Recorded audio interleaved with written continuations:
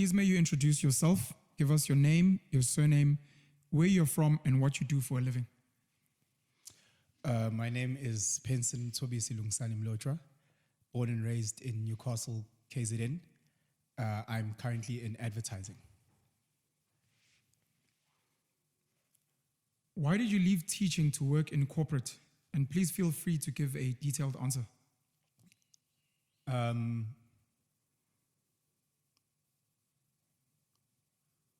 There's the short, I left for money, even though I'm poorer now than I was as a teacher.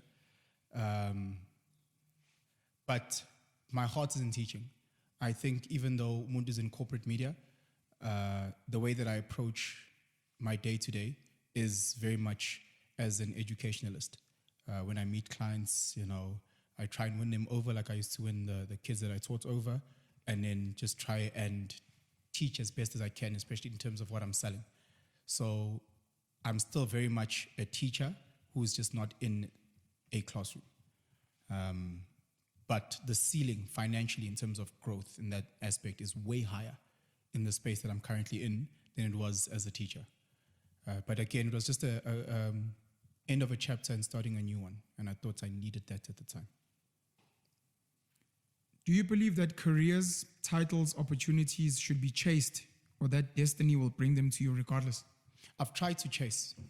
I've tried to chase, and the truth of it is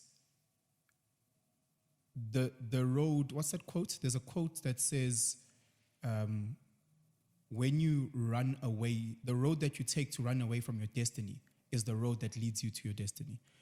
So hell or high water, your destiny will come to you. So in many of the ways that I've moved, I've realized I've had minimal control. From the schools that I've worked at, without sounding too arrogant or egocentric, I've been headhunted, So with all the schools that I worked at, I was headhunted. Even moving into corporate media, I was headhunted, So I have zero experience, sitting in a team where people have honors in marketing and they've got their postgraduate degrees in advertising, and this is a guy who has none of that, and I'm sitting in a room with these people all because they feel like I possess certain character traits. So yes, you can plan and structure, but it may not work out the way that you plan. Allow the world to move you in the direction that is actually meant for you. What do you feel is wrong with the education system in South Africa? Where can I start?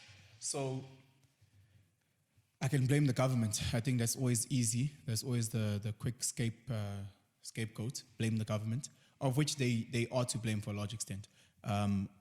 Another one I can blame the apartheid government or the system in terms of how you have haves and haves not. So we can break it out in so many things, or I can just take it back and say, look, as parents, we're not doing a good enough job.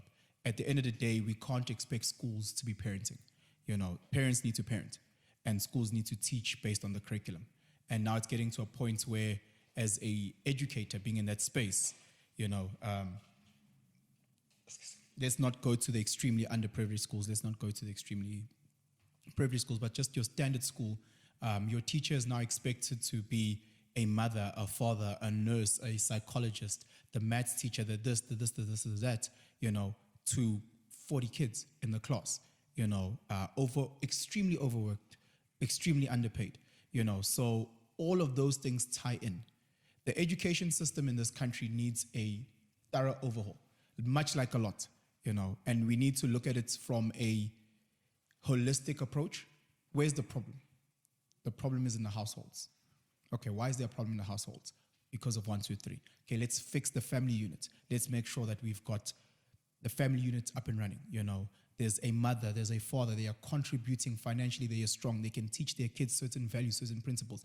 Let's bring back the church, let's bring back the mosque, let's bring back values and principle from a religious point. So now you've got these institutions that teach kids values, teach them morals, because this immoral generation that we're living in, people are taking that into the school. So now you force the teacher now to actually say, don't do this, don't do that. Teachers are now busy telling kids that it's not okay to stab another child. Teachers are now telling kids it's not okay to have sex in the bathrooms. Those are things that you should be getting from home. Those are things that you're getting from church. The problem is not just the school system. The problem is a larger problem as South Africa. So it's difficult to fix because we need to. What are the major differences between private schools and public schools? Resource. It goes down to resource. Money changes everything. We take two identical twins that have the exact potential from a cognitive point. You take one and umfaga and you take another one and you put them at a St. John's. The one is in a class where there's 65 individuals, and another one is in a class where there are 20. Already that just tells me contact time between the teacher and the child changes, because you have a situation where, again, like anything, if I just have to manage 20 people, it's a lot easier than managing 65 people. So that's one point. Resource in the sense of, some of these schools, they've got the best smart devices all over. I look at my son's class. In my son's class, there's 2 teaching assistants. So there's a teacher and a teaching assistant for 20 kids. So you've got 3 staff members looking after 20 kids. They've got every single device that they can. So that already puts him in a space where he can be the best that he can be, versus in a space where there's no windows, there's no closing door. Yabanda, So resource is a huge thing. Secondly, it's the home environment, So if I am a parent with nothing, I'm a single mother who has nothing, ngihlala ku-RDP, my needs are more lower down, let's say Maslow's hierarchy. I'm looking for food, I'm looking for shelter, I don't have time to be asking my 6-year-old how was school. I don't have time to be asking my 6-year-old, what's the relationship between you and your teacher? Do you have extra meals? For me, hamba, eskolweni, I'm going to try and see if I can get dinner together somehow. Whereas if you are already from a privileged household, the children wake up with a certain mindset. The drive to school is a very different one. The conversations that I have with my son's teacher is very different. So again, the resources that I have as a parent, the resources that the schools have as a parent plays a huge role in differentiating between your underprivileged and your private school spaces. Going back to advertising, what do people not fully understand about the advertising industry, in your opinion? There's a couple of things that I'll say off the camera. Advertising is the Wild West. Advertising is all about attention metric. The reason why we buy Kiwi shoe polish is not because we know as consumers that Kiwi makes the best shoe polish. We don't know. What we do know is that there was a time where there was an advert where Lucas Hadebe was walking down the street, his shoes got dusty, he started kicking a can of Kiwi shoe polish, and that stuck with us. We know that in Black Cat peanut butter, there was a guy who was kicking up sand on the beach. A guy ate a sandwich with Black Cat peanut butter, stood up, flipped another guy over. Hey, I'm 6 years old. If I'm eating this peanut butter sandwich, I can also do that. It's all about attention capital, And if I hit you all the time from when you are young, my kids personally knew McDonald's before they knew how to say their surname, And that's not me trying to be funny. Most kids learn Pick and Pay, McDonald's, before they learn how to pronounce Mlotshwa, as an example. That's because, again, of how advertising is. It is 24/7 in your face, whether you're watching YouTube, whether you're watching TV, whether you're listening to radio. So advertising is the Wild West. We are willing to do almost anything to get in front of consumer. We don't mind listening to your devices. We don't mind accessing to your camera. We don't mind picking up your location. We do that on the daily. You might tick, oh, please don't follow me. You don't know the levels that we have. We bought all third-party data that allows us to bypass whatever you tick, and we will get those ads in front of your face. It is the Wild West. It's not just me and my company. It's every company, So I think what people really don't understand is how in your subconscious advertising and the advertising industry is. We don't sleep. We can't sleep. We need you to buy the latest pair of X or Y. Going back to schooling, how do we fix homes if you're saying that they are the problem with morality before we even get to the schools? Yeah, a school is just an extension of the home, essentially. Because what you're trying to do is that as parents, we're trying to outsource an ability that we don't have. I might not be so knowledgeable about geography, so I outsource. So that's how schools started. If we think about the beginning, if I wanted my child to be a fisherman and I could only fish these type of fish, if I wanted him to know how to fish I'd send him to different fishermen to learn different abilities, and that's what school is. With that being said, how would we fix the household? It's a tough one, and maybe that's where I will lean on government a lot, as government being the parents of the nation. We can't live under illusion. The government has failed to a large extent, and has failed from a point of, let's just say, morality, from a point of principle. The crime in this country is ridiculously high. I don't think anyone can argue that. We live in a constant state of fear. From a financial point, this country, ESCOM is struggling to maintain. So you have all these situations where the parents, which is the government, is failing. It's failing to protect its citizens from a crime point. It's failing to provide for its citizens electricity. It's failing from a morality point, where you have guys doing criminal acts for money. You have our sisters doing immoral things for, So I would look at an overhaul from the top down, and us as children listen to those parents who have our best interest. So that's what I would try and do. I'm not too sure if it'll work. I think it will work on a personal point. Get rid of the government, because clearly they don't know what they're doing, and find parents who, maybe it might require tough love, but find parents that know what they're doing for the betterment of their kids, which is South Africa. And then that'll have a domino effect into institutions, be it ESCOM, be it the schools, be it the churches. Why do you think Indian, Chinese, and white or European children do better academically than Black African children, even within the same school in the same class category? Home environment. Again, one thing that I've seen from a lot, I'm not saying all, but a lot of Indian white people, they don't look at the government as a parental figure at all. They decide to put things in their own hands. That's why a lot of the white people that I know, they have generators, they have inverters. A lot of the Indian guys that I know have inverters, have generators. They're not waiting for Ubabu ESCOM to get their shit together. A lot of them take their kids to private schools because they're not waiting for the government and their phenomenal education system to get its act together. They have private security because Ubegicel is doing a phenomenal job protecting his citizens. So they have taken it upon themselves, and they said, look, you guys have failed. And once you take control of your own personal space, starting with the home, it'll then have that flow into other spaces. So I now know, Guti, if my child is struggling with maths, rather than me blaming the teacher, I'm in control of this. So I bring my child and I say, how can I assist you in order for you to be better at maths? I don't look as the school as, okay, go to school, go learn.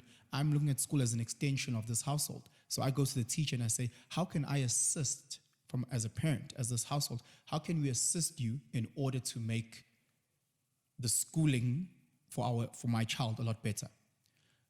Black parents who send their kids to certain schools, even if it's the same schools, let's say private schools, most of them don't come from that space. They're not cut from that cloth. It's very hard to be a very good wife if you weren't brought up by a wife. I don't know if that makes sense. It's hard to learn how to swim if no one around you can swim. And I feel a lot of parents, black parents that send their kids to private schools have never been there. So they don't know how to move in those spaces. They don't know what parental involvement is in those spaces. The new generation of black parents, 100%. They are so involved, it's crazy. But there was a generation that kind of had the same mentality of take my kid to school and then the school will kind of figure it out. So that then was the difference, whereas the white and the Indian parents were involved and us as black parents, we just said school must. And that was the discrepancy. And one will always be more successful than the other in a space like that.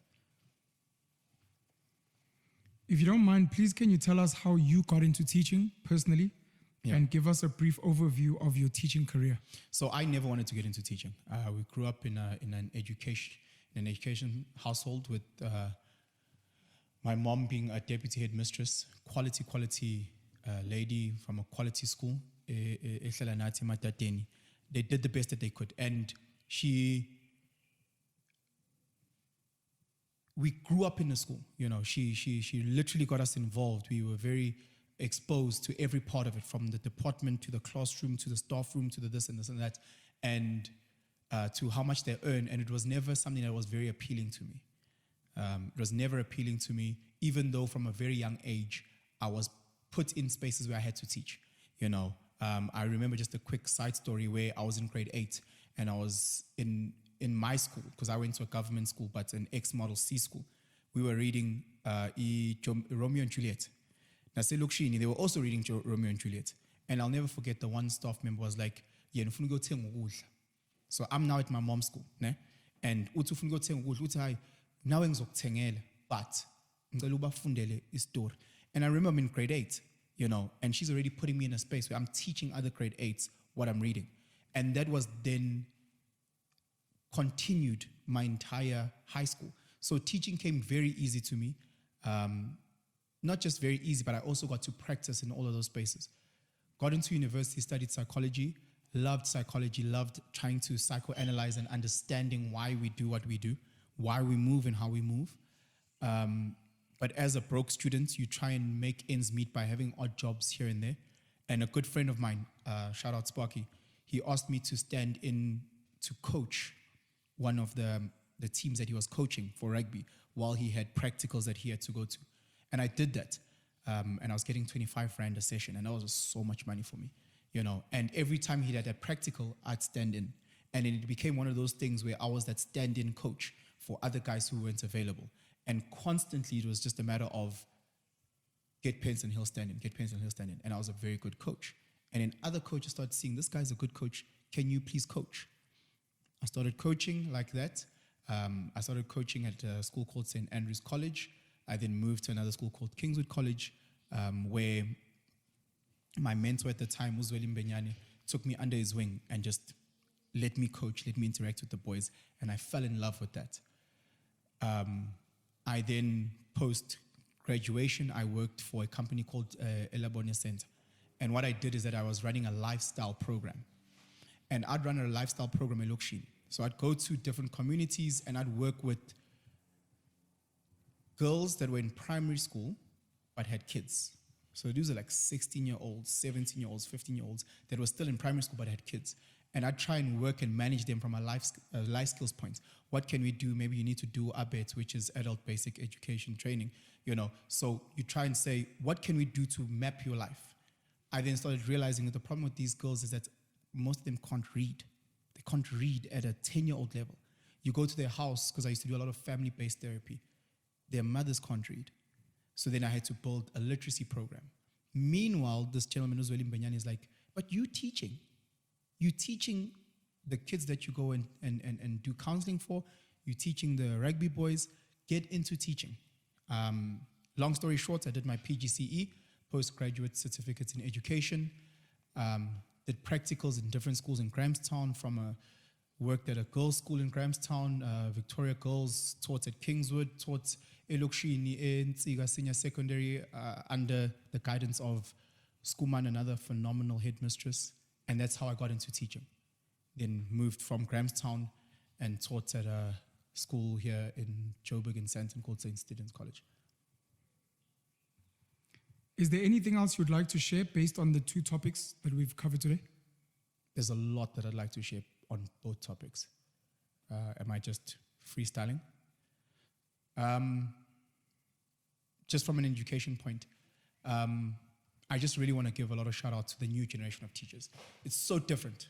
If you go into teaching spaces now and you look at the younger generation of teachers, I am talking about people who are, without touching too much nerves when I say young, but I'm talking about like 45 and below. There's a different mindset. You know, you've got teachers, I think the generation that taught us, maybe I might be wrong, it almost came across like it was a generation of teachers that it wasn't their first choice. It almost came across like they had failed in their first choice. They didn't have an option. So the only thing that they had was teaching. A lot of the guys that I know are guys that were lawyers, accountants and then said, nah, I want to teach. And left working as an accountant and left working as a lawyer and left working because they wanted to teach. So now you've got this new generation of phenomenal teachers. Guys, please get into education. If you know if your heart is there, please get into education. Unfortunately,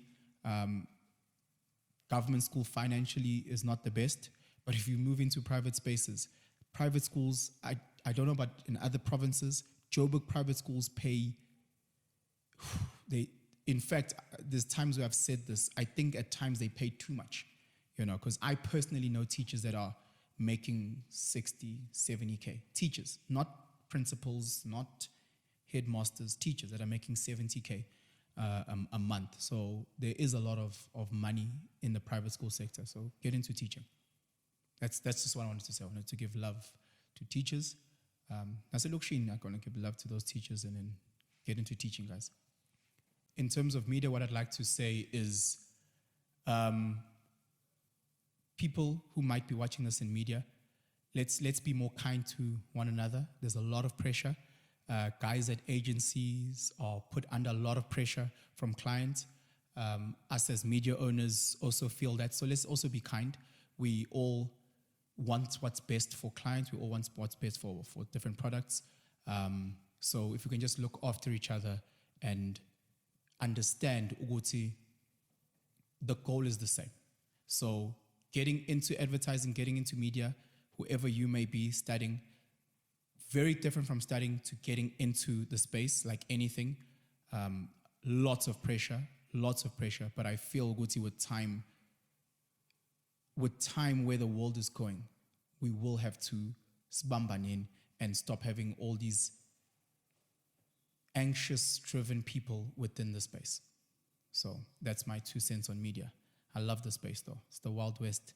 And for guys like me, we just wake up and siyapush. Thank you very much for visiting us on the virtual Mkuku, and we look forward to hosting you again. Thank you so much for having me. Thanks to the team. Thanks to everyone.